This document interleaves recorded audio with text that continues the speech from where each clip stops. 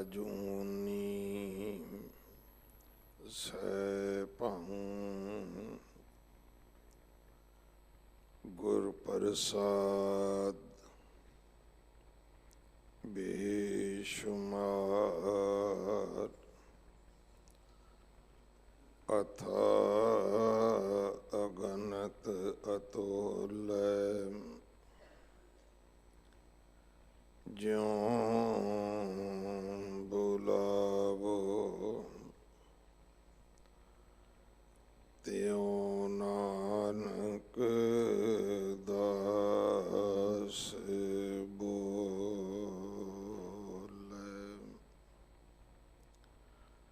ਗੁਰੂ ਸਵਾਰੇ ਖਾਲਸਾ ਜੀ, ਵਾਹਿਗੁਰੂ ਜੀ ਕਾ ਖਾਲਸਾ, ਵਾਹਿਗੁਰੂ ਜੀ ਕੀ ਫਤਿਹ। ਆਪ ਜੀ ਵਡਭਾਗੇ ਹੋ,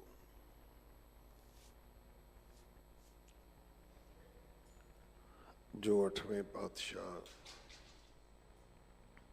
ਬਾਲਾ ਪ੍ਰੀਤਮ ਸਤਿਗੁਰੂ ਜਿਸ ਡਿਠੈ ਸਭ ਦੁੱਖ ਜਾਏ, ਇਹਨਾਂ ਅਜ਼ਮਤਾਂ ਵਡਿਆਈਆਂ ਦੇ ਮਾਲਕ ਗੁਰੂ ਹਰਕ੍ਰਿਸ਼ਨ ਸਾਹਿਬ ਮਹਾਰਾਜ ਜੀ ਦੇ ਪਵਿੱਤਰ ਚਰਨ ਛੋਹ ਪ੍ਰਾਪਤ ਇਤਿਹਾਸਿਕ ਅਸਥਾਨ ਗੁਰਦੁਆਰਾ ਬੰਗਲਾ ਸਾਹਿਬ ਜੀ ਦੀ ਯਾਤਰਾ ਕਰਦੇ ਹਾਂ। ਜੁਗ ਜੁਗ ਅਟਲ ਛਤਰ ਚਵਰ ਤਖਤ ਦੇ ਮਾਲਕ ਧੰਨ ਧੰਨ ਧੰਨ ਸ੍ਰੀ ਗੁਰੂ ਗ੍ਰੰਥ ਸਾਹਿਬ ਪਾਤਸ਼ਾਹ ਮਹਾਰਾਜ ਜੀ ਦੇ ਹਜ਼ੂਰ ਮਨੁੱਖਾ ਜੀਵਨ ਦੀਆਂ ਘੜੀਆਂ ਨੂੰ ਸਫਲਾ ਕਰ ਰਹੇ ਹੋ। ਹੁਣ ਸਮਾਂ ਹੈ ਗੁਰੂ ਦਰਬਾਰ ਦੇ ਨਿਯਮ ਅਨੁਸਾਰ ਗੁਰੂ ਕੀ ਬਾਣੀ ਦੀ ਚੱਲ ਰਹੀ ਲੜੀਵਾਰ ਕਥਾ ਦਾ ਆਪਣੀਆਂ ਮਨ ਬਿਰਤੀਆਂ ਇਕਾਗਰ ਕਰੋ, ਰਸਨਾ ਪਵਿੱਤਰ ਕਰ ਦੇ ਇੱਕ ਵਾਰ। ਸਾਰੇ ਉਚਾਰਨ ਕਰੋ ਜੀ ਸਤਨਾਮ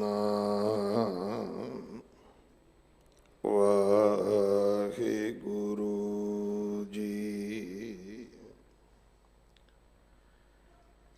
ਇਹ ਸ਼ਬਦ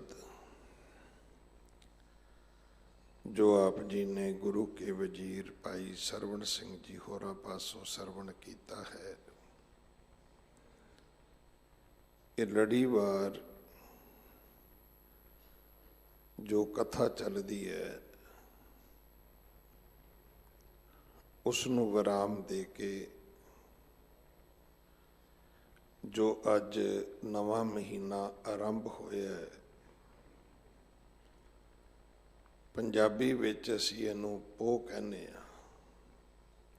ਗੁਰੂ ਮਹਾਰਾਜ ਨੇ ਬਾਣੀ ਵਿੱਚ ਇਸ ਦਾ ਨਾਮ ਪੋਖ ਲਿਖਿਆ ਹੈ। ਅੱਜ ਇਸ ਮਹੀਨੇ ਦੀ ਆਰੰਭਤਾ ਹੈ, ਸੋ ਹਰ ਮਹੀਨੇ ਦੀ ਤਰ੍ਹਾਂ ਜਿਹੜਾ ਵੀ ਮਹੀਨਾ ਆਰੰਭ ਹੁੰਦਾ ਹੈ ਉਸ ਮਹੀਨੇ ਦੇ ਪ੍ਰਤੀ ਗੁਰੂ ਮਹਾਰਾਜ ਦਾ ਜੋ ਉਪਦੇਸ਼ ਹੈ ਉਸ ਨੂੰ ਆਪਾਂ ਦ੍ਰਿੜ ਕਰਦੇ ਹਾਂ। ਇਸੇ ਕਰਕੇ ਅੱਜ ਇਸ ਸ਼ਬਦ ਦਾ ਪਾਠ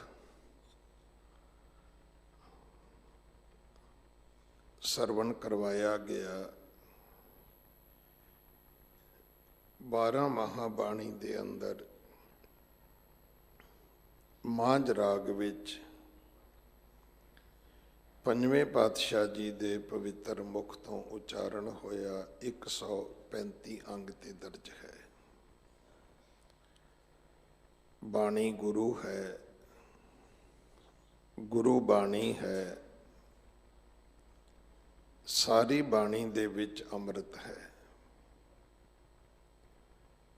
ਇਹ ਇੱਕ ਮੂਲ ਮੰਤਰ ਸੀ ਸਾਡਾ ਸਿੱਖੀ ਦੇ ਪ੍ਰਤੀ, ਜੇ ਸਾਨੂੰ ਦ੍ਰਿੜ ਹੋ ਜਾਂਦਾ। ਅੱਜ ਨਾ ਸਾਡੀ ਬਾਣੀ ਗੁਰੂ ਹੈ, ਨਾ ਗੁਰੂ ਬਾਣੀ ਹੈ, ਨਾ ਹੀ ਅਸੀਂ ਸਾਰੀ ਬਾਣੀ ਵਿੱਚ ਅੰਮ੍ਰਿਤ ਮੰਨਦੇ ਹਾਂ।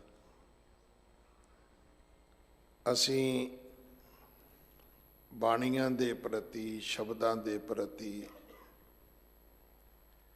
ਇੱਕ ਐਸਾ ਰਿੜਕਣਾ ਪਾਇਆ ਹੋਇਆ ਹੈ ਕਿ ਇਹ ਸ਼ਬਦ ਦਾ ਬਹੁਤਾ ਪੁੰਨ ਫਲ ਹੈ, ਇਹ ਸ਼ਬਦ ਦਾ ਬਹੁਤਾ ਮਹਾਤਮ ਹੈ, ਇਹ ਸ਼ਬਦ ਇੱਥੇ ਪੜ੍ਹਨਾ ਚਾਹੀਦਾ ਹੈ, ਇਹ ਸ਼ਬਦ ਉੱਥੇ ਪੜ੍ਹਨਾ ਚਾਹੀਦਾ ਹੈ। ਔਰ ਗੁਰੂ, ਮੈਨੂੰ ਖਿਮਾ ਕਰਨਾ, ਹੁਣ ਸਾਡੇ ਗੁਰੂ ਗ੍ਰੰਥ ਸਾਹਿਬ ਵੀ ਗੁਰੂ ਨਹੀਂ ਹਨ। ਔਰ ਇਹ ਗੱਲ ਤੁਸੀਂ ਹਰ ਮੰਗਲਵਾਰ, ਵੀਰਵਾਰ, ਸ਼ਨੀਚਰਵਾਰ ਗੁਰਦੁਆਰੇ ਆ ਕੇ ਵੇਖ ਸਕਦੇ ਹੋ। 20-20 ਗ੍ਰਾਮ ਚੌਲ ਲੈ ਕੇ, ਦਾਲ ਲੈ ਕੇ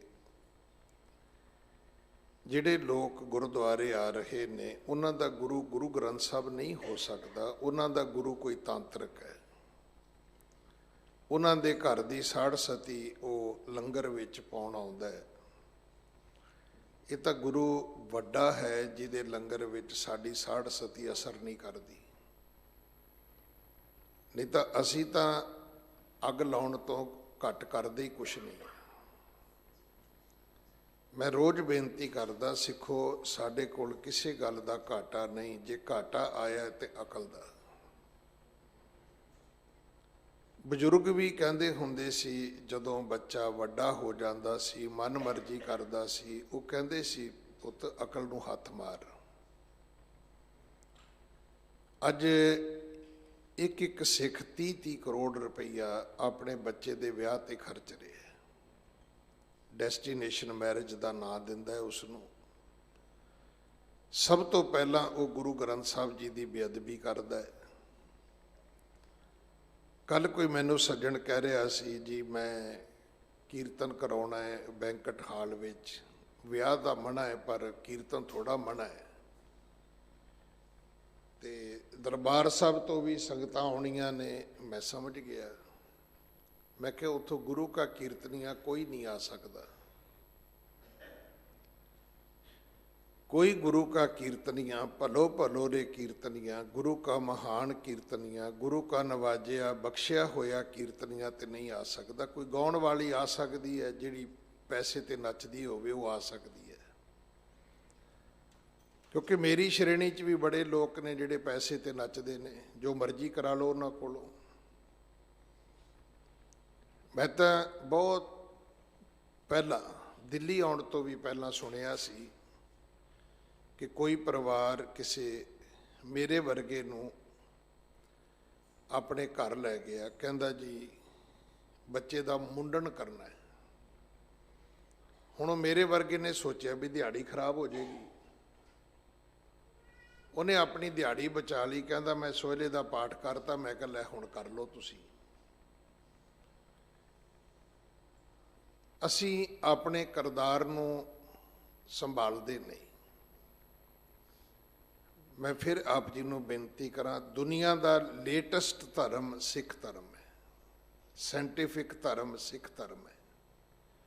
ਕੋਈ ਸਾਇੰਸ, ਕੋਈ ਗਿਆਨ, ਕੋਈ ਵਿਗਿਆਨ ਸਿੱਖ ਧਰਮ ਨੂੰ ਚੈਲੰਜ ਨਹੀਂ ਕਰ ਸਕਦਾ। ਹੁਣ ਤੁਸੀਂ ਨਿੱਕੀ ਜੀ ਗੱਲ ਤੇ ਅੜ ਜਾਓਗੇ ਜੀ, ਸ਼ੂਗਰ ਦਾ ਮਰੀਜ਼ ਹੋਵੇ, ਬਲੱਡ ਪ੍ਰੈਸ਼ਰ ਦਾ ਮਰੀਜ਼ ਹੋਵੇ, ਉਹ ਕੜਾਹ ਪ੍ਰਸ਼ਾਦ ਗਿਆਨੀ ਜੀ ਕਿਵੇਂ ਖਾ ਸਕਦਾ ਹੈ? ਨਹੀਂ ਖਾ ਸਕਦਾ, ਮੈਨੂੰ ਵੀ ਪਤਾ ਹੈ। ਪਰ ਇਹ ਤਕਲੀਫ ਉਦੋਂ ਆਈ ਜਦੋਂ ਅਸੀਂ ਕੜਾਹ ਪ੍ਰਸ਼ਾਦ, ਅਸੀਂ ਇਸ ਪ੍ਰਸ਼ਾਦ ਨੂੰ ਪ੍ਰਸ਼ਾਦੇ ਦੀ ਥਾਂ ਤੇ ਛਕਣਾ ਸ਼ੁਰੂ ਕਰ ਦਿੱਤਾ। ਮੈਂ ਆਪ ਜੀ ਨੂੰ ਬੇਨਤੀ ਕਰਾਂ, ਤੁਹਾਨੂੰ ਪਤਾ ਇਹਦੇ ਨਾਂ ਕਿੰਨੇ ਨੇ? ਇਹਦਾ ਨਾਂ ਤਿਹਾਵਲ ਵੀ ਹੈ, ਇਹਦਾ ਨਾਂ ਪੰਚਾਮ੍ਰਿਤ ਵੀ ਹੈ, ਇਹਦਾ ਨਾਂ ਕੁਨਕਾ ਵੀ ਹੈ। ਤੇ ਕੁਨਕਾ ਬਣਿਆ ਹੀ ਕਿਣਕੇ ਤੋਂ ਸੀ। ਔਰ ਇਸ ਪ੍ਰਸ਼ਾਦ ਦੀ ਜਿਹੜੀ ਉਥਾਨਕ ਹੈ ਉਹ ਇਹ ਹੈ ਕਿ ਜਿਹੜੇ ਸਿੱਧ ਜੋਗੀ ਲੋਕ ਸਨ, ਉਹਨਾਂ ਨੇ ਗੁਰੂ ਨਾਨਕ ਸਾਹਿਬ ਨੂੰ ਕਿਹਾ ਵੀ ਭਾਈ ਤੁਸੀਂ ਪਹਿਲਾਂ ਬੈਠੇ ਹੋ ਤੇ ਅਸੀਂ ਮਗਰੋਂ ਆਏ ਹਾਂ, ਤੇ ਸਾਡੀ ਮਹਿਮਾਨ ਨਵਾਜੀ ਕਰੋ, ਸਾਨੂੰ ਕੁਝ ਖਵਾਓ। ਉਹ ਸੀ ਕਰਾਮਾਤੀ। ਤੇ ਗੁਰੂ ਮਹਾਰਾਜ ਜਿਹੜੇ ਸੀ ਉਹ ਸੀ ਆਪ ਪਰਮੇਸ਼ਰ। ਉਦੋਂ ਸੱਚੇ ਪਾਤਸ਼ਾਹ ਨੇ ਇਹ ਕੜਾਹ ਪ੍ਰਸ਼ਾਦ ਤਿਆਰ ਕੀਤਾ। ਹੁਣ ਸਿੱਧਾਂ ਨੂੰ ਇਸ ਗੱਲ ਦਾ ਪਤਾ ਹੀ ਨਹੀਂ ਲੱਗਿਆ। ਉਹ ਜਦੋਂ ਪੰਗਤ ਵਿੱਚ ਬੈਠੇ ਤੇ ਬੁੱਢੇ ਹੋ ਗਏ। ਉਹ ਕਹਿੰਦੇ ਜੀ ਧਿਆਨ ਰੱਖਿਓ ਜੇ ਸਾਡੇ ਮੂੰਹ 'ਚ ਦੰਦ ਨਹੀਂ ਹੈਗੇ। ਤੇ ਮਹਾਰਾਜ ਕਹਿੰਦੇ ਅਸੀਂ ਭੋਜਨ ਹੀ ਐਸਾ ਤਿਆਰ ਕੀਤਾ ਵੀ ਦੰਦਾਂ ਦੀ ਲੋੜ ਹੀ ਨਹੀਂ ਹੈ। ਇੱਕ ਅੱਧੇ ਘੰਟੇ ਦੇ ਬੱਚੇ ਤੋਂ ਲੈ ਕੇ 125 30 35 40 50 ਸਾਲ ਤੱਕ, ਕਿਉਂਕਿ ਅੱਜ ਤੇ 185 ਸਾਲ ਦੇ ਬੰਦੇ ਜਿਉਂਦੇ ਨੇ। ਵੇਖੋ ਜਿਹੜਾ ਸੋਸ਼ਲ ਮੀਡੀਆ ਹੈ ਨਾ, ਉਹਦਾ ਇਹ ਪੱਖ ਵੇਖਣਾ ਚਾਹੀਦਾ, ਉਹ ਪੱਖ ਨਹੀਂ ਵੇਖਣਾ ਚਾਹੀਦਾ ਵੀ ਕਿਹੜੀ ਗੱਡੀ ਥੱਲੇ ਆ ਕੇ ਕਿੰਨੇ ਮਰ ਗਏ ਨੇ। ਅਸਲ ਵਿੱਚ ਇਹ ਗੱਲ ਸੱਚੇ ਪਾਤਸ਼ਾਹ ਨੇ ਬਾਣੀ 'ਚ ਲਿਖੀ ਸੀ ਵੀ ਭਾਈ ਸਵਾਲ ਇਹ ਨਹੀਂ ਵੀ ਸਾਹਮਣੇ ਕੀ ਹੈ, ਸਵਾਲ ਇਹ ਵੀ ਤੁਹਾਡੀਆਂ ਅੱਖਾਂ ਨੇ ਵੇਖਣਾ ਕੀ ਹੈ। ਜਦੋਂ ਸਾਡੀਆਂ ਅੱਖਾਂ ਵੇਖਣਾ ਹੀ ਮਾੜਾ ਚਾਹੁੰਦੀਆਂ ਨੇ ਤੇ ਚੰਗਾ ਕਿਵੇਂ ਨਜ਼ਰ ਆ ਸਕਦਾ ਹੈ? ਨਹੀਂ ਆ ਸਕਦਾ।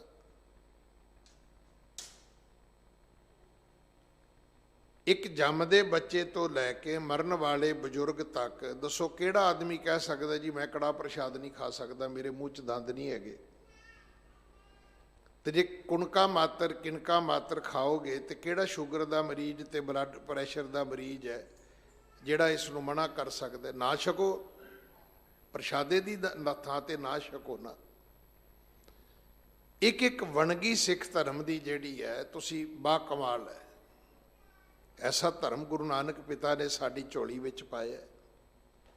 ਔਰ ਤੁਸੀਂ ਵੇਖ ਲਓ ਕੋਈ ਮੁਲਕ ਧਰਤੀ ਦਾ ਐਸਾ ਨਹੀਂ ਜਿੱਥੇ ਸਿੱਖ ਨਹੀਂ ਹੈ, ਔਰ ਕੋਈ ਧਰਤੀ ਐਸੀ ਨਹੀਂ ਜਿੱਥੇ ਸਿੱਖ ਨੂੰ ਸਿੱਖੀ ਦੀ ਮੁਸ਼ਕਲ ਆਈ ਹੋਵੇ। ਵੈਸੇ ਵੀ ਮੈਂ ਆਪ ਜੀ ਨੂੰ ਬੇਨਤੀ ਕਰਾਂ, ਸਿੱਖ ਇੱਕ ਧਰਮ ਹੈ। ਅਸੀਂ ਇਹਦਾ ਬਣਾ ਲਿਆ ਸਮਾਜ। ਜਦੋਂ ਸਮਾਜ ਬਣਾਇਆ ਤੇ ਸਮਾਜ ਦੀਆਂ ਜਿੰਨੀਆਂ ਵੀ ਮੁਸ਼ਕਲਾਤਾਂ ਸੀ ਉਹ ਸਾਡੀ ਝੋਲੀ 'ਚ ਪੈ ਗਈਆਂ। ਹੁਣ ਬੱਚਿਆਂ ਦਾ ਕੀ ਕਰੀਏ ਜੀ, ਨੌਕਰੀਆਂ ਦਾ ਕੀ ਕਰੀਏ ਜੀ, ਪਰਿਵਾਰਾਂ ਦਾ ਕੀ ਕਰੀਏ ਜੀ। ਵੇਖੋ ਧਰਮ ਦੇ ਵਿੱਚ ਐਸੀਆਂ ਚੀਜ਼ਾਂ ਕੋਈ ਆੜੇ ਨਹੀਂ ਆਉਂਦੀਆਂ। 2 ਸਾਲ ਦਾ ਬੱਚਾ ਲੈ ਕੇ ਇੱਕ ਭੈਣ ਦਰਬਾਰ ਸਾਹਿਬ ਨੂੰ ਤੁਰੀ ਜਾਂਦੀ ਹੈ, ਅੱਗੋਂ ਦੀਵਾਨ ਕੌੜਾ ਮੱਲ ਮਿਲ ਗਿਆ ਜਿਹਨੂੰ ਅਸੀਂ ਪਿਆਰ ਨਾਲ ਮਿੱਠਾ ਮੱਲ ਕਹਿੰਦੇ ਹਾਂ। ਸਾਡੀ ਆਪਣੀ ਵੇਖੋ ਜਿਹੜਾ ਸਿੱਖ ਹੈ ਨਾ ਇਹ ਪਾਤਸ਼ਾਹ ਹੈ, ਔਰ ਇਹਦੀ ਆਪਣੇ ਜ਼ਿੰਦਗੀ ਜਿਉਣ ਦੀ ਇੱਕ ਸ਼ੈਲੀ ਹੈ, ਇੱਕ ਢੰਗ ਹੈ। ਜਿਹੜਾ ਸਾਡਾ ਮਿੱਤਰ ਹੋਵੇ ਭਾਵੇਂ ਕੌੜਾ ਮੱਲ ਹੋਵੇ ਅਸੀਂ ਮਿੱਠਾ ਮੱਲ ਕਹਿੰਦੇ ਹਾਂ।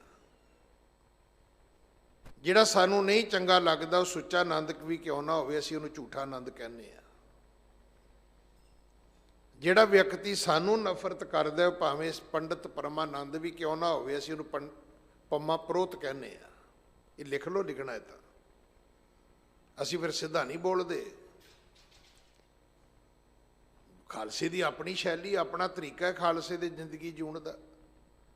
ਨਾ ਅਸੀਂ ਕਿਸੇ ਤੋਂ ਪੁੱਛ ਕੇ ਜਿਉਂਦੇ ਹਾਂ, ਨਾ ਅਸੀਂ ਕਿਸੇ ਕੋਲ ਪੁੱਛ ਕੇ ਕੁਝ ਖਾਂਦੇ ਹਾਂ, ਨਾ ਅਸੀਂ ਕਦੇ ਕਿਸੇ ਨੂੰ ਪੁੱਛ ਕੇ ਬੋਲਦੇ ਹਾਂ।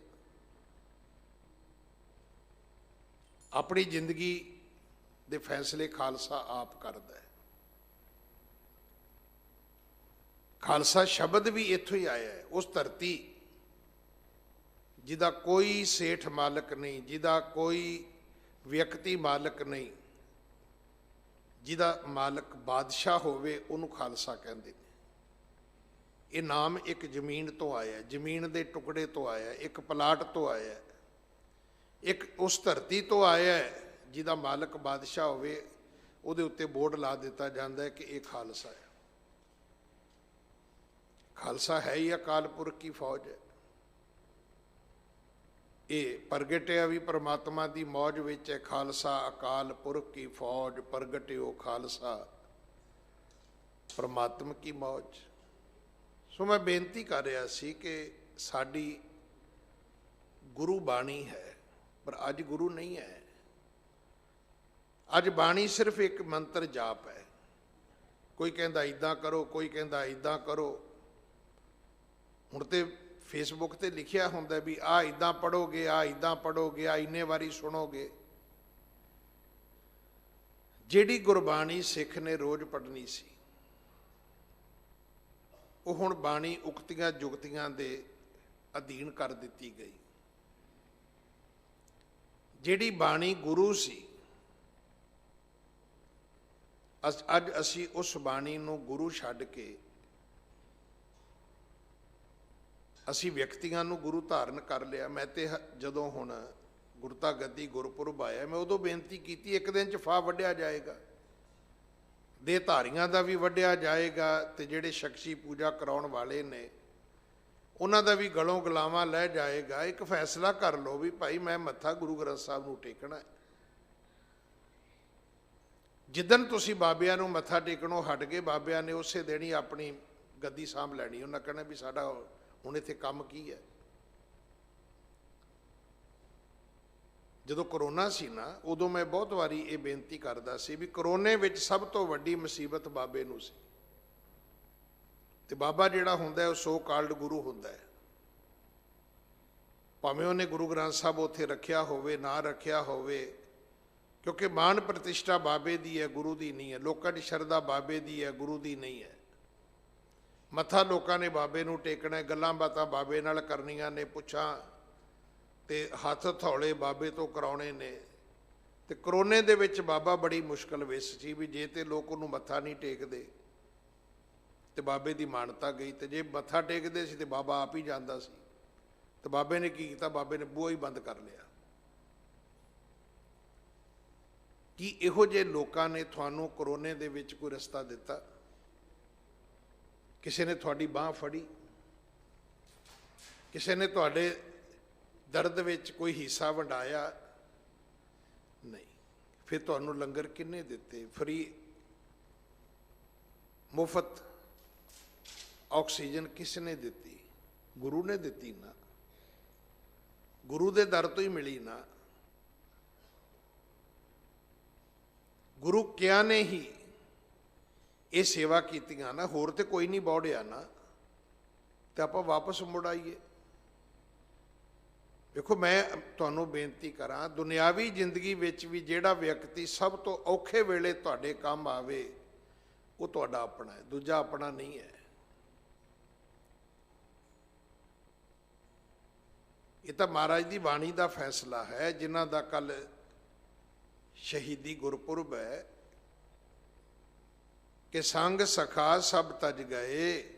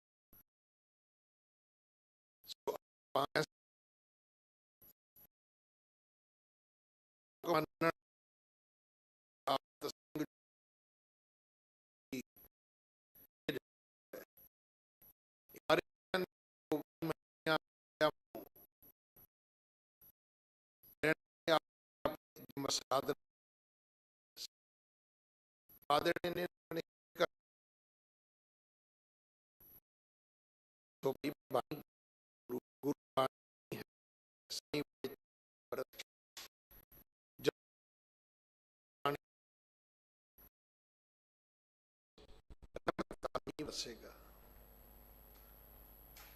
ਗੁਰੂ ਪਿਤਾ ਮਹਾਰਾਜ ਸਾਡਾ ਮਾਰਗ ਦਰਸ਼ਨ ਕਰਦੇ ਨੇ। ਪੋਖ ਤੁਖਾਰ ਨਾ ਵਿਆਪਈ, ਕੰਠ ਮਿਲਿਆ ਹਰਨਾ। ਪੋਖ ਦਾ ਮਹੀਨਾ ਜਿਹਦੇ ਵਿੱਚ ਕੱਕਰ ਹੈ, ਕੋਰਾ ਹੈ, ਬਰਫ਼ਬਾਰੀ ਹੈ। ਇਸ ਮਹੀਨੇ ਵਿੱਚ ਬਨਸਪਤੀ ਤੱਕ ਝੁਲਸ ਜਾਂਦੀ ਹੈ। ਦੁਨੀਆ ਦੇ ਵਿੱਚ ਵਿਰਾਨਗੀ ਆ ਜਾਂਦੀ ਹੈ। ਪਰ ਜੀਵ ਆਤਮਾ ਦੇ ਵਾਸਤੇ ਸਤਿਗੁਰੂ ਕਹਿੰਦੇ ਨੇ, ਇਹ ਤੁਖਾਰ, ਇਹ ਕੋਰਾਪਣ, ਇਹ ਰੁੱਖਾਪਣ ਤੁਹਾਡੀ ਜ਼ਿੰਦਗੀ ਵਿੱਚ ਨਹੀਂ ਆ ਸਕਦਾ। ਪਰ ਜੇ ਤੁਸੀਂ ਪਤੀ ਪਰਮਾਤਮਾ ਦੇ ਗਲੇ ਲੱਗ ਕੇ ਰਹੋਗੇ ਤਾਂ ਭਾਈ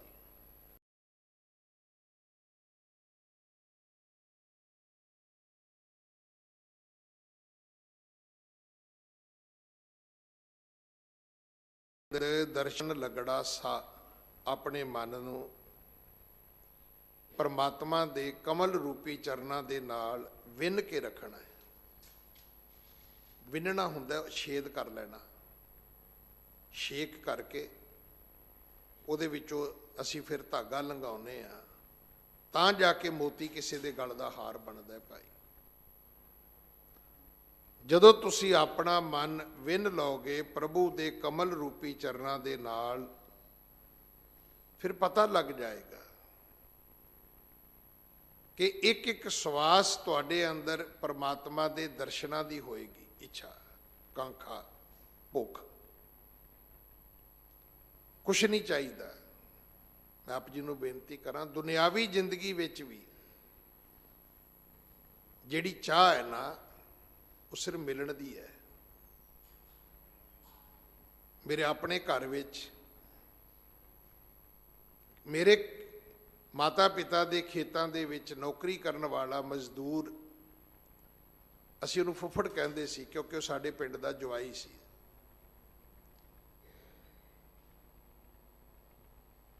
ਮੈਂ ਉਹਦੇ ਕੋਲੋਂ ਬੜੀਆਂ ਗੱਲਾਂ ਸਿੱਖੀਆਂ। ਮੈਂ ਹਮੇਸ਼ਾ ਕਥਾ ਵਿੱਚ ਉਹਦਾ ਜ਼ਿਕਰ ਕਰਦਾ ਰਹਿਣਾ।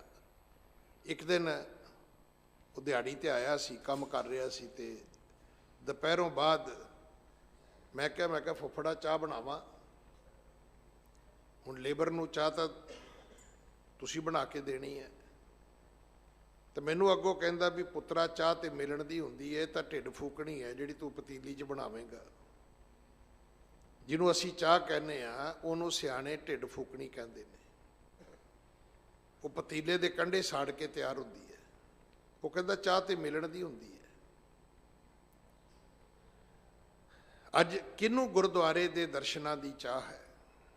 ਉਡੀਕਦੇ ਰਹਿੰਦੇ ਆ, ਸੰਗਰਾਂਦ ਵਾਲੇ ਦਿਨ ਜਾਵਾਂਗੇ, ਲੰਬੀ ਸਾਰੀ ਲਿਸਟ ਬਣਾ ਲੈਂਦੇ ਆ, ਤੇ 100 ਰੁਪਏ ਨਾਲ ਇੰਸ਼ੋਰੈਂਸ ਕਰਨ ਦੀ ਕੋਸ਼ਿਸ਼ ਕਰਦੇ ਆ ਕਿ 100 ਕਿਸੇ ਮੰਗਤੇ ਨੂੰ ਦੇਤੇ, 100 ਗੋਲਕ 'ਚ ਪਾਤੇ, 100 ਰਾਗੀ ਸਿੰਘਾਂ 10 ਰੁਪਏ ਰਾਗੀ ਸਿੰਘਾਂ ਨੂੰ ਦੇਤੇ, 10 ਕਿਸੇ ਮੰਗਣ ਵਾਲੇ ਨੂੰ ਦੇਤੇ, 10 ਦਾ ਪ੍ਰਸ਼ਾਦ ਕਰਾਤਾ, 10 ਕਿਸੇ ਕਥਾ ਕੀਰਤਨ ਕਰਨ ਵਾਲੇ ਨੂੰ ਦੇਤੇ, ਤੇ ਪੂਰੇ ਮਹੀਨੇ ਦੀ ਇੰਸ਼ੋਰੈਂਸ। ਕਿਉਂਕਿ ਇਸ ਤੋਂ ਸਸਤਾ ਮੇਰੇ ਖਿਆਲ ਮਾਰਕੀਟ ਦੇ ਵਿੱਚ ਕੋਈ ਪਲਾਨ ਹੋਏਗਾ ਨਹੀਂ, ਵੀ ਜਿੱਥੇ ਸਾਰੀਆਂ ਚੀਜ਼ਾਂ ਦੀ 100 ਰੁਪਏ 'ਚ ਸੁੱਖ ਮੰਗੀ ਜਾਂਦੀ ਹੋਵੇ। ਮਤਲਬ ਮਹੀਨੇ ਬਾਅਦ ਵੀ ਬੰਦਾ ਆਇਆ ਤੇ ਦਰਸ਼ਨਾਂ ਦੀ ਚਾਹ ਨਹੀਂ ਹੈ।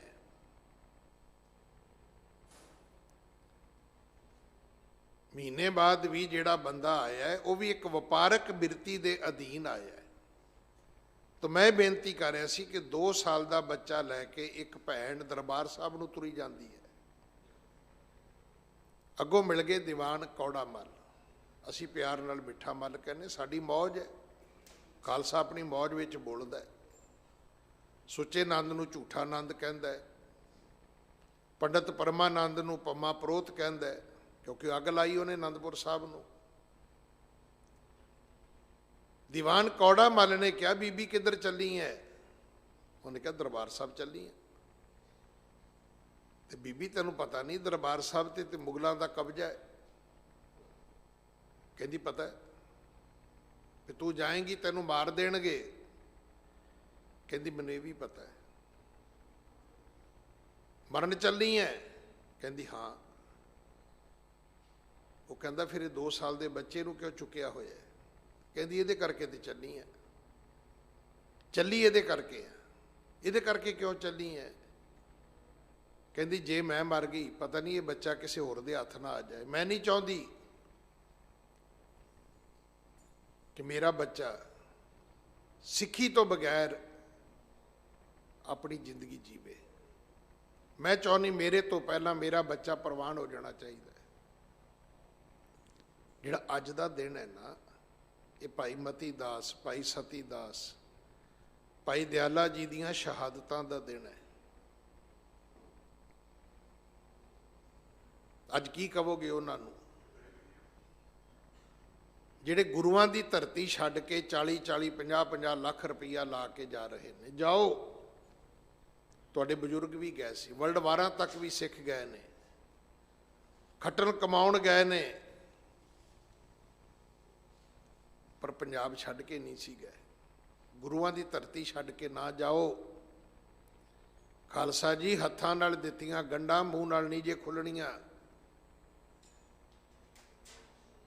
ਤੁਸੀਂ ਯਕੀਨ ਕਰੋ, ਇਜ਼ਰਾਈਲ ਦੀ ਜੰਗ ਤੋਂ ਮੈਨੂੰ ਇੱਕੋ ਹੀ ਸਬਕ ਮਿਲਿਆ। ਮੈਨੂੰ ਨਹੀਂ ਪਤਾ ਉੱਥੇ ਕਿੰਨਾ ਦੇ ਕਿੰਨੇ ਮਰੇ ਨੇ ਤੇ ਕੌਣ ਕਿੰਨੇ ਮਾਰਨਗੇ ਤੇ ਕਿੰਨਾ ਚਿਰ ਮਾਰਦੇ ਰਹਿਣਗੇ, ਪਰ ਮੈਨੂੰ ਇੱਕ ਗੱਲ ਸਮਝ ਆਈ ਕਿ ਪੂਰੇ ਅਮਰੀਕਾ ਦੀ ਇਕਨੋਮੀ ਨੂੰ ਹੈਂਡਲ ਕਰਨ ਵਾਲੇ ਯਹੂਦੀ ਜਹਾਜ਼ ਭਰ ਭਰ ਕੇ ਇਜ਼ਰਾਈਲ ਜਾ ਰਹੇ ਨੇ ਕਿ ਮਰ ਜਾਣਾ ਹੈ, ਪਰ ਇਹ ਧਰਤੀ ਨਹੀਂ ਛੱਡਣੀ। ਨਹੀਂ ਤੇ ਇੰਨੀ ਧਰਤੀ ਤੋਂ ਜਿੱਥੇ ਮਰਜ਼ੀ ਮੁਲਕ ਖਰੀਦ ਲੈਣ, ਇੰਨੇ ਅਮੀਰ ਆਦਮੀ ਨੇ ਉਹ, ਜਿੱਥੇ ਮਰਜ਼ੀ ਨਵਾਂ ਮੁਲਕ ਬਣਾ ਲੈਣ, ਪਰ ਉਹ ਕਹਿੰਦੇ ਨਹੀਂ, ਇਹ ਸਾਡੇ ਪੈਗੰਬਰ ਦੀ ਧਰਤੀ ਹੈ। ਅੱਜ ਤੁਸੀਂ ਉਸ ਧਰਤੀ ਨੂੰ ਪਹਿਲਾਂ ਬੰਜਰ ਕੀਤਾ। ਤੁਹਾਡਾ ਗੁਰੂ ਕਹਿ ਕੇ ਗਿਆ ਸੀ, ਪਵਨ ਗੁਰੂ ਜੇ, ਪਾਣੀ ਪਿਤਾ ਜੇ, ਧਰਤੀ ਮਾਂ ਜੇ। ਮਾਂ ਬੰਜਰ ਕਰ ਦਿੱਤੀ ਹੈ, ਹਵਾ ਦੂਸ਼ਿਤ ਕਰ ਦਿੱਤੀ ਹੈ, ਪਾਣੀ ਪੋਲੂਟ ਕਰ ਦਿੱਤਾ ਹੈ। ਅੱਜ ਪੰਜਾਬ ਦਾ ਪਾਣੀ ਠੀਕ ਹੈ? ਪੁੱਛੋ ਕਿਸੇ ਨੂੰ। ਹਵਾ ਠੀਕ ਹੈ? ਪੁੱਛੋ। ਜ਼ਮੀਨ ਠੀਕ ਹੈ? 60 ਲੱਖ ਦਾ ਕਿੱਲਾ 20 ਲੱਖ ਨੂੰ ਵਾਪਸ ਆ ਗਿਆ। ਜਾਓ ਖੱਟਣ ਕਮਾਉਣ ਲਈ ਜਾਓ। ਮੈਂ ਤਾਂ ਰੋਜ਼ ਬੇਨਤੀ ਕਰਦਾ, ਪਤਾ ਨਹੀਂ ਰਾਜਨੀਤਿਕਾਂ ਦੀ ਭਾਸ਼ਾ, ਉਹ ਪ੍ਰਚਾਰ ਕੀਤਾ ਗਿਆ ਜੀ ਇੱਥੇ ਸੈਕੂਲਰ ਸਰਕਾਰ ਹੈ ਜੀ, ਸੈਕੂਲਰ ਸਰਕਾਰ ਹੈ ਜੀ। ਉਹ ਸੈਕੂਲਰ ਸਰਕਾਰ ਕੀ ਹੋਈ? ਉੱਥੋਂ ਸਿੱਖੀ ਖਤਮ ਹੋ ਗਈ। ਜਿੰਨੇ ਡੇਰੇ ਪੰਜਾਬ 'ਚ ਨੇ, ਇੰਨੇ ਡੇਰੇ ਹਰਿਆਣੇ 'ਚ ਨਹੀਂ ਹੈਗੇ। ਕਮਾਲ ਹੋ ਗਈ ਹੈ। ਔਰ ਸਾਰੇ ਦੁਸ਼ਮਣ ਨੇ ਸਿੱਖੀ ਦੇ। ਕਦੇ ਹਰਿਆਣੇ 'ਚ ਸੁਣੇ ਗੁਰੂ ਗ੍ਰੰਥ ਸਾਹਿਬ ਦੀ ਬੇਅਦਬੀ ਹੋਈ? ਹਿਮਾਚਲ 'ਚ, ਜੰਮੂ ਕਸ਼ਮੀਰ 'ਚ, ਦਿੱਲੀ 'ਚ, ਬਿਹਾਰ 'ਚ, ਤਾਮਿਲਨਾਡੂ 'ਚ, ਮਹਾਰਾਸ਼ਟਰ ਵਿੱਚ ਕੀ ਸਾਰੇ ਗੁਰੂ ਗ੍ਰੰਥ ਸਾਹਿਬ ਨੂੰ ਮੰਨਦੇ ਨੇ? ਨਹੀਂ। ਪਰ ਦੁਸ਼ਮਣ ਨਹੀਂ ਹੈਗੇ ਸਾਡੇ। ਇੱਥੇ ਤਾਂ ਘਰ ਕੋ ਆਗ ਲੱਗੀ, ਘਰ ਕੇ ਚਿਰਾਗ ਸੇ, ਘਰ 'ਚ ਦੁਸ਼ਮਣ ਪੈਦਾ ਕਰ ਲਏ ਨੇ। ਐਸੀ ਸੈਕੂਲਰ ਸਰਕਾਰ ਚਲਾਈ ਹੈ। ਪਿੰਡ ਪਿੰਡ ਵਿੱਚ ਚਰਚ ਬਣ ਰਿਹਾ, ਪਿੰਡ ਪਿੰਡ ਵਿੱਚ।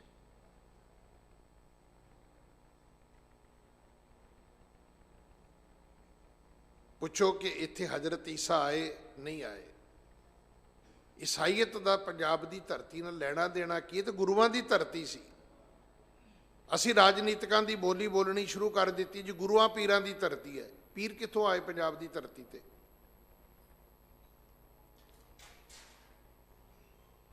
ਜਿਹੜੀਆਂ ਕਬਰਾਂ ਪੂਜਣ ਵਾਲਿਆਂ ਨੂੰ ਗੁਰੂ ਅਰਜਨ ਸਾਹਿਬ ਨੇ ਸਿੱਖੀ ਨਾ ਦਿੱਤੀ, ਭਾਈ ਮੰਝ ਵਰਗੇ ਨੂੰ ਆਖਿਆ ਸਿੱਖੀ ਤੇ ਸਿੱਖੀ ਨਹੀਂ ਟਿਕਦੀ। ਜਾਂ ਜੇ ਗੁਰੂ ਨਾਨਕ ਦੀ ਸਿੱਖੀ ਲੈਣੀ ਹੈ ਤੇ ਸਖੀ ਸਰਵਰ ਦੀ ਛੱਡ ਕੇ ਆ। ਅਸੀਂ ਉਹਨਾਂ ਪੀਰਾਂ ਨੂੰ ਆਪਣੀ ਕਥਾ ਵਿੱਚ ਕਹਿਣਾ ਸ਼ੁਰੂ ਕਰ ਦਿੱਤਾ। 2 ਬੋਲੀਆਂ ਤੇ ਮੈਨੂੰ ਇਤਰਾਜ਼ ਹੈ। ਔਰ ਇਹ ਮੇਰਾ ਭਾਈਚਾਰਾ ਬੋਲਦਾ। ਇੱਕ, ਇਹ ਜੀ ਗੁਰੂਆਂ ਪੀਰਾਂ ਦੀ ਧਰਤੀ ਹੈ। ਪੀਰਾਂ ਦੀ ਨਹੀਂ, ਗੁਰੂਆਂ ਦੀ ਧਰਤੀ ਹੈ। ਇਹਨੂੰ ਠੀਕ ਕਰੋ। ਦੂਜੀ ਕਥਾ ਕਰਕੇ ਹਟਣਗੇ, ਰੱਬ ਵਰਗੀਆਂ ਸੰਗਤਾਂ ਦੇ ਦਰਸ਼ਨ ਹੋ ਗਏ। ਇਹ ਗਾਉਣ ਵਾਲਿਆਂ ਦੀ ਬੋਲੀ ਹੈ। ਰੱਬ ਵਰਗੇ ਸਰੋਤੇ, ਰੱਬ ਵਰਗੇ ਦਰਸ਼ਕ, ਉਹ ਕਹਿੰਦੇ ਨੇ। ਇੱਥੇ ਜਿਹੜੀ ਗੁਰੂ ਸੰਗਤ ਹੈ ਨਾ, ਇਹ ਗੁਰੂ ਰੂਪ ਹੈ, ਰੱਬ ਵਰਗੀ ਨਹੀਂ ਹੈ। ਇਹ ਰੱਬ ਹੈ। ਵਿੱਚ ਸੰਗਤ ਹਰ ਪ੍ਰਭ ਵਸੇ ਜੀਓ। ਉਹਦਾ ਕਹੀ ਜਾਣਾ ਜੀ ਮੈਂ ਸਿੱਖ ਕੌਮ ਦਾ ਮਹਾਨ ਵਿਦਵਾਨ ਹੈ। ਵਿਦਵਾਨ ਹੈ ਤੇ ਭਾਈ ਤੈਨੂੰ ਇਹ ਨਹੀਂ ਪਤਾ ਸੰਗਤ ਵਿੱਚ ਰੱਬ ਰਹਿੰਦਾ ਹੈ। ਇਹ ਸੰਗਤ ਰੱਬ ਵਰਗੀ ਨਹੀਂ ਹੈ। ਇਹ ਤੇ ਵੀ ਕੋਈ ਚੀਜ਼ ਚੁੱਕ ਕੇ ਗਈ ਆ, ਮੂਲੀ ਵਰਗੀ ਹੈ ਜੀ, ਆਹ ਚੀਜ਼ ਇਹ ਗਾਜਰ ਵਰਗੀ ਹੈ ਜੀ, ਆਹ ਵੇਖੋ ਜੀ ਇਹ ਫਲ ਪਤਾ ਨਹੀਂ ਇਹ ਸੇਬ ਵਰਗਾ ਹੈ ਜੀ। ਅਸੀਂ ਸੇਬ ਵਰਗੇ ਨਹੀਂ ਆ। ਸਾਡੀ ਸੰਗਤ ਸੇਬ ਵਰਗੀ ਨਹੀਂ ਹੈ, ਮੂਲੀ ਵਰਗੀ ਨਹੀਂ ਹੈ। ਇਸੇ ਸੰਗਤ ਅਧਵਾਣੇ ਵਰਗੀ ਨਹੀਂ। ਇਦਾਂ ਦਾ ਪ੍ਰਚਾਰ ਨਹੀਂ ਕਰਨਾ। ਵਿੱਚ ਸੰਗਤ ਹਰ ਪ੍ਰਭ ਵਸੇ ਜੀਓ। ਸੰਗਤ ਹੈ ਹੀ ਗੁਰੂ ਦਾ ਰੂਪ ਹੈ। ਵਿੱਚ ਸੰਗਤ ਹਰ ਪ੍ਰਭ ਵਸੇ ਜੀਓ। ਰੱਬ ਰਹਿੰਦਾ ਹੀ ਸੰਗਤ ਵਿੱਚ ਹੈ। ਦੂਜੀ ਥਾਂ ਮੈਂ ਤਾਂ ਸੁਣੀ ਨਹੀਂ ਕਿ ਗੁਰੂ ਸਾਹਿਬ ਨੇ ਕਿਹਾ ਹੋਵੇ ਕਿ ਰੱਬ ਕਿਤੇ ਹੋਰ ਰਹਿੰਦਾ ਭਾਈ। ਨਾ ਪਹਾੜਾਂ ਤੇ ਮੰਨਿਆ ਗੁਰੂ ਨੇ, ਨਾ ਪਹਾੜਾਂ ਦੀਆਂ ਗੁਫਾਵਾਂ ਵਿੱਚ ਮੰਨਿਆ ਗੁਰੂ ਨੇ, ਜੰਗਲਾਂ ਮੇਲਿਆਂ ਵਿੱਚ ਵੀ ਨਹੀਂ ਮੰਨਿਆ। ਇਹੀ ਪੁੱਛਿਆ ਕਿ ਕਹੋ ਕਮੀਰ ਅਬ ਕਹੀਏ ਕਾਹੇ, ਸਾਧ ਸੰਗਤ ਬੈਕੁੰਠੇ ਆਏ। ਇਹੀ ਸਵਰਗ ਧਾਮ ਹੈ। ਉਹ ਬੀਬੀ ਕਹਿੰਦੀ ਮੈਂ ਜਾ ਹੀ ਇਸ ਕਰਕੇ ਰਹੀ ਹਾਂ ਕਿ ਮੈਂ ਚਾਹੁੰਦੀ ਮੇਰੇ ਮਰਨ ਤੋਂ ਪਹਿਲਾਂ ਮੇਰਾ ਬੱਚਾ ਗੁਰੂ ਦੇ ਘਰ ਵਿੱਚ ਪ੍ਰਵਾਨ ਹੋ ਜਾਣਾ ਚਾਹੀਦਾ ਹੈ। ਇਹ ਮੇਰੇ ਤੋਂ ਪਹਿਲਾਂ ਮਰ ਜਾਣਾ ਚਾਹੀਦਾ, ਪਰ ਸਿੱਖ ਰਹਿਣਾ ਚਾਹੀਦਾ ਹੈ। ਮੈਂ ਨਹੀਂ ਚਾਹੁੰਦੀ ਕਿ ਮੇਰਾ ਬੱਚਾ ਜਿਉਂਦਾ ਰਵੇ ਤੇ ਸਿੱਖ ਨਾ ਹੋਵੇ। ਖਾਲਸਾ ਜੀ, ਇਦਾਂ ਦੀ ਆਪਣੀ ਭਾਵਨਾ ਲੈ ਕੇ ਆਓ ਜੇ ਸਿੱਖੀ ਸੰਭਾਲਣੀ ਹੈ ਤਾਂ।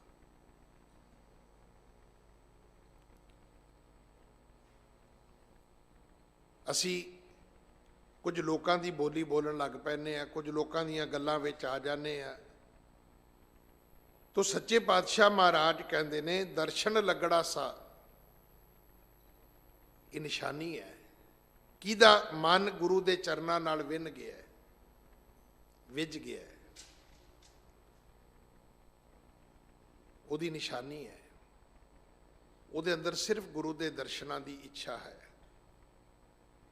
ਉਹ ਫਿਰ ਸੰਗਰਾਂਦ ਦੀ ਸੰਗਰਾਂਦ ਨਹੀਂ ਆਉਂਦਾ, ਰੋਜ਼ ਆਉਂਦਾ ਹੈ।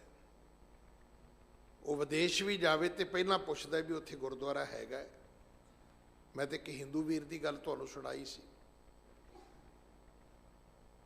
ਉਹ ਪੁੱਛਦਾ ਹੈ ਕਿ ਮੈਂ ਉਹ ਸ਼ਹਿਰ ਚੱਲਿਆ, ਮੈਨੂੰ ਉਚੇਚਾ ਪੁੱਛਦਾ ਹੈ, ਗਿਆਨੀ ਜੀ ਉੱਥੇ ਗੁਰਦੁਆਰਾ ਹੈਗਾ?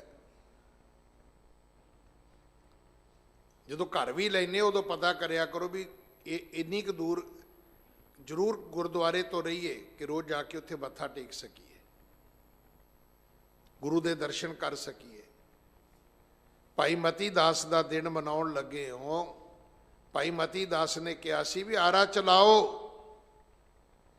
ਪਰ ਮੇਰਾ ਮੂੰਹ ਮੇਰੇ ਗੁਰੂ ਦੇ ਪਿੰਜਰੇ ਵੱਲ ਕਰ ਦਿਓ। ਜਿੰਨਾ ਚਿਰ ਅੱਖਾਂ ਵੇਖਣ ਉਹਨਾਂ ਚਿਰ ਤੇ ਵੇਖਣ ਨਾ, ਜਦੋਂ ਨਹੀਂ ਵੇਖਣਗੀਆਂ ਤੇ ਨਾ ਸਹੀ। ਹੁਣ ਕਿੰਨੀ ਪਿਆਰੀ ਸਾਖੀ ਸੀ, ਉਹ ਸਾਖੀ ਘੁਮਾ ਦਿੱਤੀ ਹੈ ਫੜ ਕੇ ਜੀ। ਆਰਾ ਚੱਲਣ ਲੱਗ ਗਿਆ ਜੀ। ਉਹ ਭਾਈ ਮਤੀ ਦਾਸ ਕਹਿੰਦਾ ਆਰਾ ਪਿਆਰਾ ਲਗਤ ਹੈ। ਮੈਂ ਫਿਰ ਉਹ ਪ੍ਰਚਾਰਕ ਨੂੰ ਚਿੱਟ ਦੇ ਕੇ ਪੁੱਛਿਆ, ਮੈਂ ਕੋਈ ਜਪਜੀ ਸਾਹਿਬ ਦਾ ਪਾਠ ਕਰਦੇ ਸੀ ਕਿ ਕਵਿਤਾ ਗਾਉਂਦੇ ਸੀ? ਮੁੜ ਕੇ ਗੱਲ ਨਹੀਂ ਆਈ ਅੱਗੋਂ। ਹੁਣ ਆਰਾ ਪਿਆਰਾ ਲਗਤ ਹੈ, ਇਹ ਕਵੀਆਂ ਦੀਆਂ ਗੱਲਾਂ ਨੇ। ਭਾਈ ਮਤੀ ਦਾਸ ਨੇ ਕਵਿਤਾ ਨਹੀਂ ਸੀ ਗਾਈ, ਉਹਨੇ ਤੇ ਜਪਜੀ ਪੜ੍ਹਿਆ ਸੀ। ਤੇ ਜਪਜੀ ਫਿਰ ਉਹਦੀਆਂ ਦੋਵਾਂ ਫਾਂਗੜਾਂ ਨੇ ਵੀ ਪੜ੍ਹਿਆ ਸੀ। ਅਸੀਂ ਕਵਿਤਾ ਪੜ੍ਹ ਕੇ ਤੇ ਉਹ ਸਾਰੀ ਸ਼ਹਾਦਤ ਨੂੰ ਹੀ ਅੱਗੇ ਪਿੱਛੇ ਕਰਨ ਤੇ ਲੱਗੇ ਹੋਏ। ਆਰਾ ਪਿਆਰਾ ਲਗਤ ਹੈ, ਫਿਰ ਜਪਜੀ ਸਾਹਿਬ ਕਿਹਨੇ ਪੜ੍ਹਿਆ ਸੀ? ਤੁਸੀਂ ਪੜ੍ਹਿਆ ਸੀ? ਨਹੀਂ ਜੀ, ਭਾਈ ਮਤੀ ਦਾਸ ਨੇ ਪੜ੍ਹਿਆ ਸੀ। ਫਿਰ ਤੂੰ ਕਿਉਂ ਕਵਿਤਾ ਪੜ੍ਹਦਾ ਬਈ? ਭਾਈ ਮਤੀ ਦਾਸ ਨੇ ਜਪਜੀ ਦਾ ਪਾਠ ਕੀਤਾ ਸੀ। ਖਾਲਸਾ ਜੀ, ਜਪਜੀ ਪੜ੍ਹਿਆ ਕਰੋ। ਤੁਹਾਡੇ ਗੁਰੂ ਤੇਗ ਬਹਾਦਰ ਸਾਹਿਬ ਨੇ ਵੀ ਜਪਜੀ ਪੜ੍ਹਿਆ ਸੀ। ਉਹਨਾਂ ਨੇ ਕਿਹਾ ਸੀ ਮੈਨੂੰ ਇਸ਼ਨਾਨ ਕਰ ਲੈਣ ਦਿਓ, ਮੈਂ ਜਪਜੀ ਸਾਹਿਬ ਦਾ ਪਾਠ ਪੂਰਾ ਕਰਾਂਗਾ, ਮੈਂ ਆਪਣੇ ਮਾਲਕ ਦੀ ਰਜ਼ਾ ਵਿੱਚ ਸਿਰ ਝੁਕਾਵਾਂਗਾ, ਮੈਂ ਆਪਣੇ ਮਾਲਕ ਦਾ ਹੁਕਮ ਮੰਨਾਂਗਾ। ਤੁਸੀਂ ਆਪਣੇ ਮਾਲਕ ਦਾ ਹੁਕਮ ਮੰਨਿਆ? ਅੱਜ ਕੋਈ ਦੱਸ ਦੇਵੇ ਕਿ ਮੈਂ ਜਪਜੀ ਦਾ ਪਾਠ ਕਰਦਾ। ਪਾਠ ਜਪਜੀ ਦਾ ਨਹੀਂ ਕਰਨਾ, ਉਹਦਾ ਪੁੱਛੀ ਜਾਣਗੇ ਗਿਆਨੀ ਜੀ ਕਿਹੜੀ ਬਾਣੀ ਦਾ ਪਾਠ ਕਰੀਏ? ਤੂੰ ਭਾਈ ਪਾਠ ਕਰਨਾ ਨਹੀਂ ਹੈ, ਤੂੰ ਗਿਆਨੀ ਫੇਲ ਕਰਨਾ ਹੈ। ਜਦੋਂ ਅਸੀਂ ਨਿੱਕੇ ਹੁੰਦੇ ਸੀ ਨਾ, ਉਦੋਂ ਰਿਜ਼ਲਟ ਇਹਦਾ ਸੁਣਾਉਂਦੇ ਹੁੰਦੇ ਸੀ। ਬੱਚੇ ਦਾ ਨਾਂ ਲੈ ਕੇ ਨਾਲ ਪਿਓ ਦਾ ਨਾਂ ਲੈ ਕੇ ਕਹਿਣਾ ਫੇਲ। ਹੋਣਾ ਕੀ ਹੈ? ਮੇਰੇ ਵਰਗੇ ਨੂੰ ਜਦੋਂ ਅਗਲਾ ਸ਼ਬਦ ਪੁੱਛਦਾ ਹੈ ਤੇ ਮੇਰੇ ਵਰਗੇ ਨੂੰ ਗਿਆਨ ਉੱਤਰ ਆਉਂਦਾ, ਆਹ ਸ਼ਬਦ ਪੜ੍ਹੋ ਜੀ। ਹੁਣ ਪੜ੍ਹਨਾ ਉਹਨੇ ਆਪਣੇ ਮਤਲਬ ਲਈ ਹੈ, ਤੇ ਰੱਬ ਨੂੰ ਵੀ ਪਤਾ ਹੈ ਵੀ ਇਹ ਮਤਲਬ ਹੀ ਹੈ। ਉਹਨੇ ਉਹਦੀਆਂ ਇੱਛਾ ਨਹੀਂ ਪੂਰੀਆਂ ਕਰਨੀਆਂ। ਪੜ੍ਹਨਾ ਉਹਨੇ 40 ਦਿਨ ਹੈ, ਤੇ 41ਵੇਂ ਦਿਨ ਕੀ ਹੋਣਾ ਹੈ? ਗਿਆਨੀ ਵੀ ਫੇਲ ਤੇ ਉਹ ਸ਼ਬਦ ਵੀ ਫੇਲ।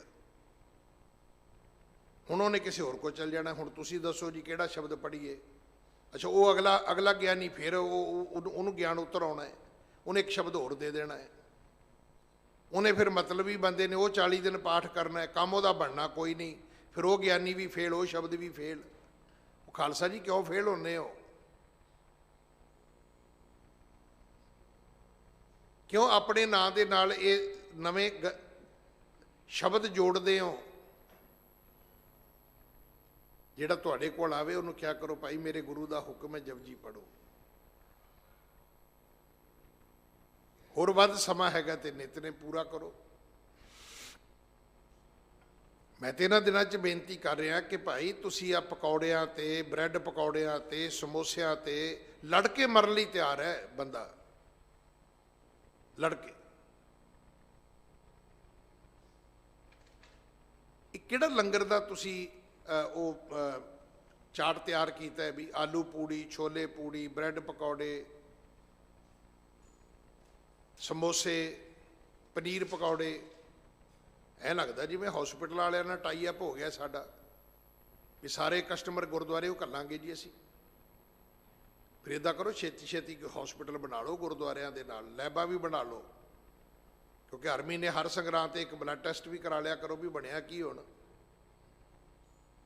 कोई जिंदगी जीउण दा कोई बाकी समा बचिआ?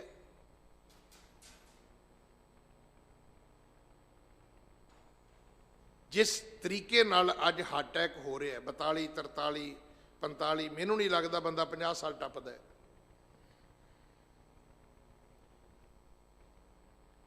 असी अपनी खुराक भी ठीक करिए। साडा लंगर दाल प्रशादे का लंगर है, वापस आ जाओ।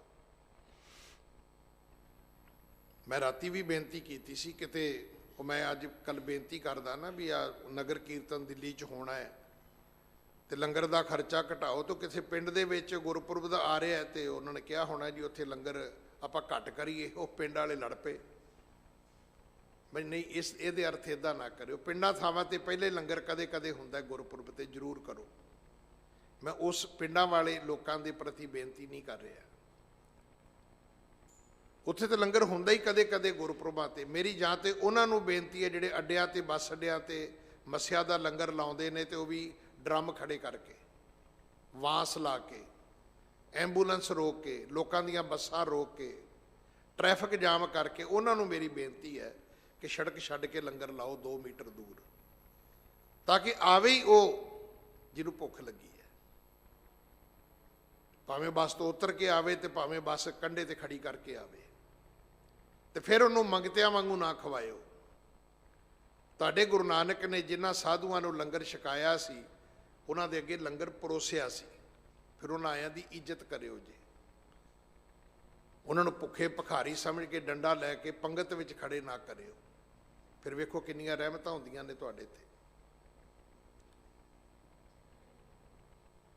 और जे तुसीं बस अड्डियां ते लंगर लाउणा है जी सदके लाओ। मैं पिंडां दा रहण वाला, मैनूं पता है लोग पिंड दे भले वास्ते घरों थोड़ी थोड़ी दाल आटा इकट्ठा करके लंगर लाउंदे हुंदे सी। जरूर लाओ, एक सड़क खाली कर दिओ। ते दूजी गल, अड्डे दे लंगर दे नाल नाल पिंड दा भी ध्यान कर लो। तुहाडे पिंड च चर्च बनन लग गई है, लोग ईसाई हो रहे ने। सिर्फ किताबां कापियां पिछे लोग अपना धर्म वेच रहे ने। अपनी गली संभाल लो, अपना महल्ला संभालो। मैं NRI वीरां नूं भी कहांगा जिहड़े विदेशां 'च बैठे ने, तुसीं करोड़ां करोड़ां रुपईया तुसीं सुनिया होना, मैं रोज़ दसवंध की अरदास करदा। मैनूं इदां लग्गिया भी दसवंध का प्रचार गुरुद्वारियां विचों होया, प्रचारकां ने कीता। गुरु नानक दे प्रचारकां ने, ग्रंथी साहबानां ने ये अनाउंसमेंटां कीतियां दसवंध कढो। लैण कोई नहीं गया, लैण चले गए बाबे। बाबियां ने आके बना ले डेरे। हुण डेरियां नूं तुसीं चैलेंज करके विखाओ किसी नूं, थोड़ी जान कढ़ देणगे शाम नूं।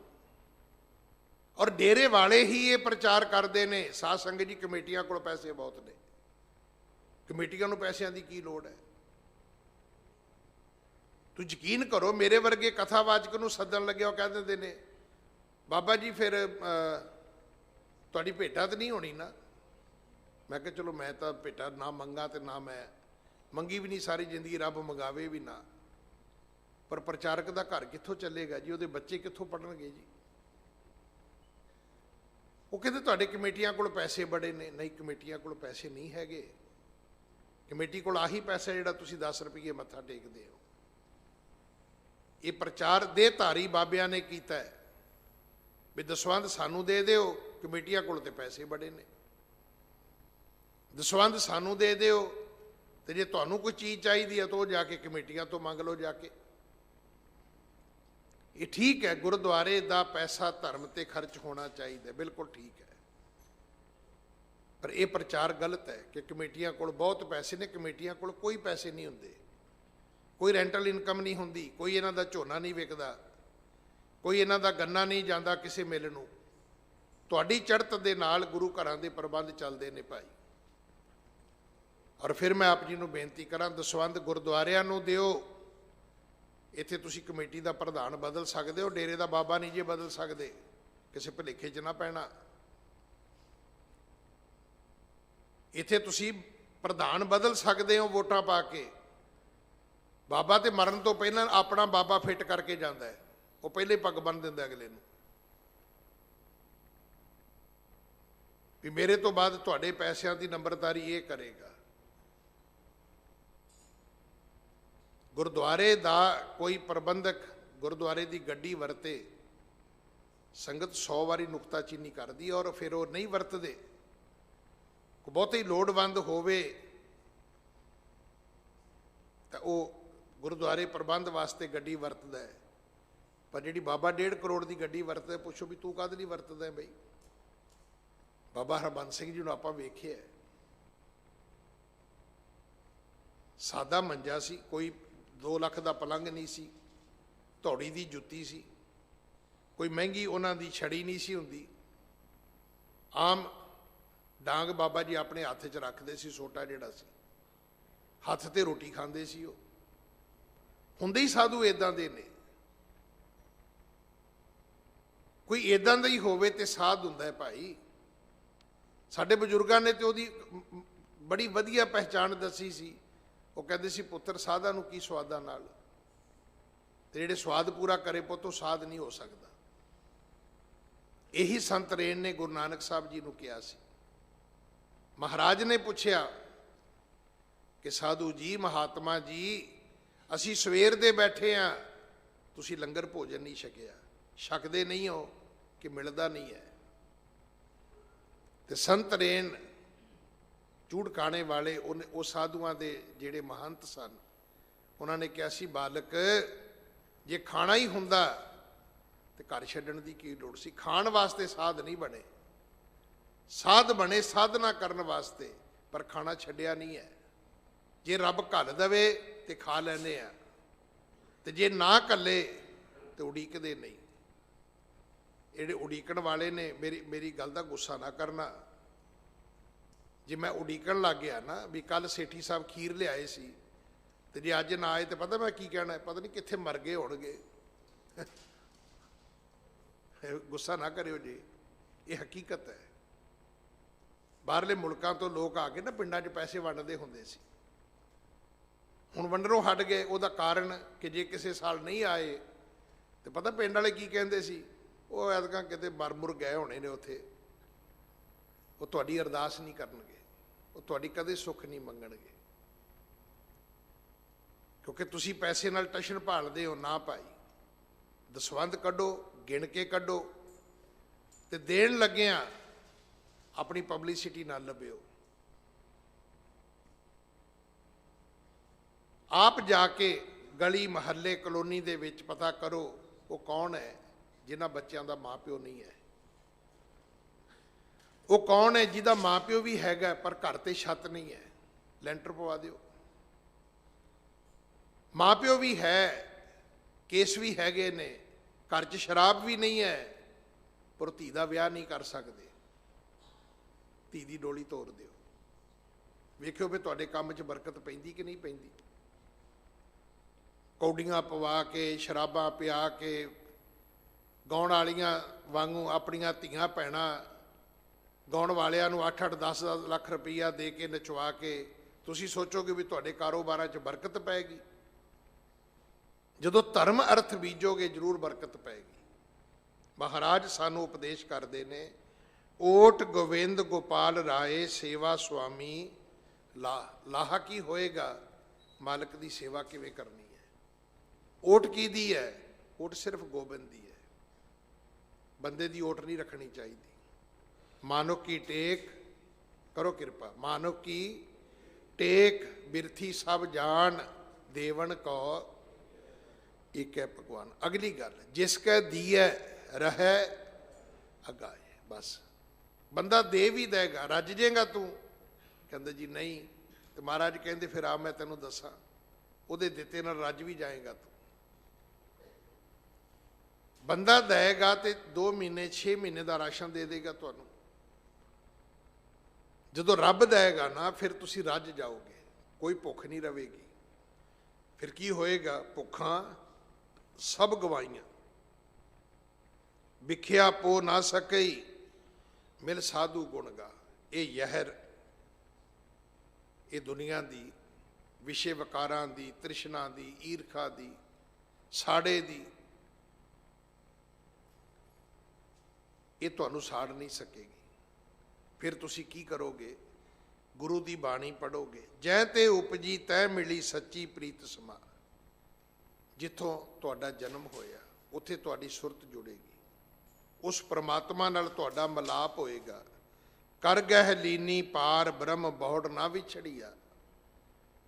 ਪਰਮਾਤਮਾ ਨੇ ਤੁਹਾਨੂੰ ਆਪ ਬਾਂਹ ਤੋਂ ਪਕੜ ਕੇ ਆਪਣੇ ਬਣਾਉਣਾ ਹੈ, ਤੇ ਜਦੋਂ ਉਹਨੇ ਬਣਾ ਲਿਆ ਫਿਰ ਵਿਛੋੜਾ ਨਹੀਂ ਹੈ,